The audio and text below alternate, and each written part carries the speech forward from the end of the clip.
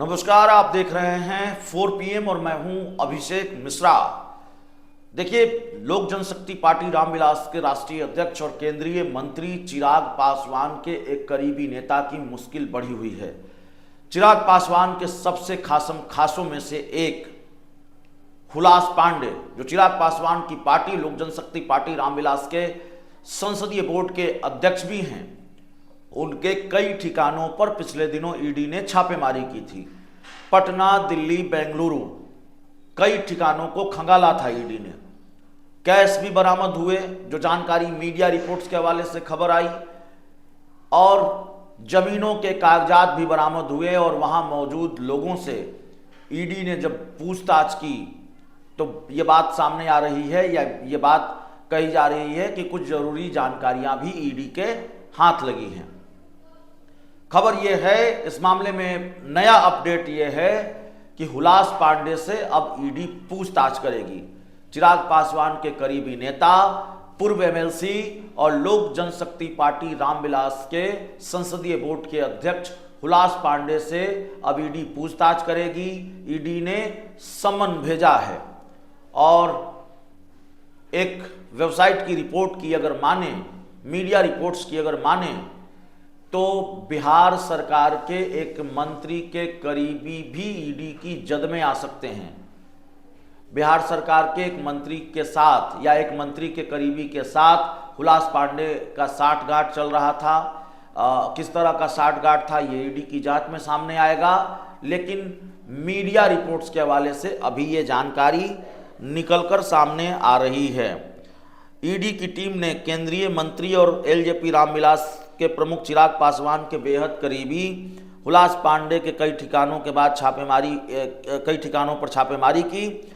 और इसके बाद जो जानकारी है, इस वेबसाइट स्क्रीनशॉट आपकी स्क्रीन पर है, और इस वेबसाइट का यह दावा है कि इस पूरे मामले में बिहार सरकार के एक मंत्री के करीबी भी शामिल हैं। इसके अलावा ईडी की तरफ से हुलास पांडे को समन भी जारी किया गया है।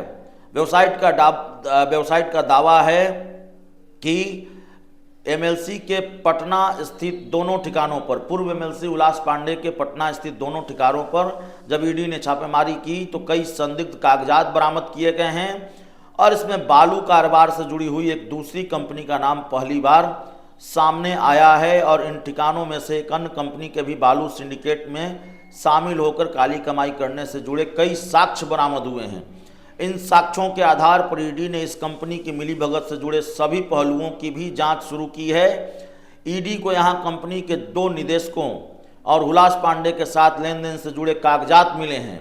जांच में यह बात भी सामने आई है कि कंपनी के दोनों निदेशक बिहार सरकार के एक मंत्री के करीबी भी हैं। अब बिहार सरकार के ये मंत्री कौन हैं, जिनके करीबी का नाम भी इस पूरे प्रकरण में सामने आया है।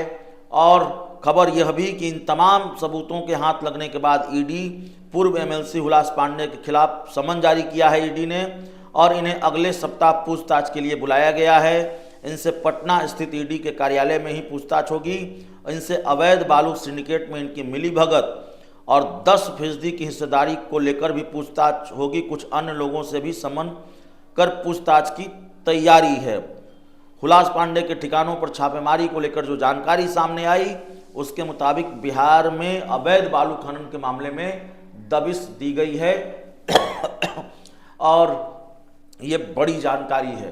तो ये सारी जानकारी हुलास पांडे के ठिकानों पर छापेमारी को लेकर है। एक नया अपडेट मीडिया रिपोर्ट्स के हवाले से कि मंत्री के करीबी की संलिप्तता भी या मंत्री के करीबी पर भी ईडी का शिकंजा कस सकता है।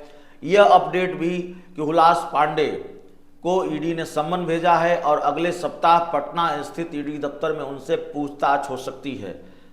राजनीति के जानकार और हमारी अपनी समझ इस घटनाक्रम को सामान्य घटना मानने को तैयार नहीं है।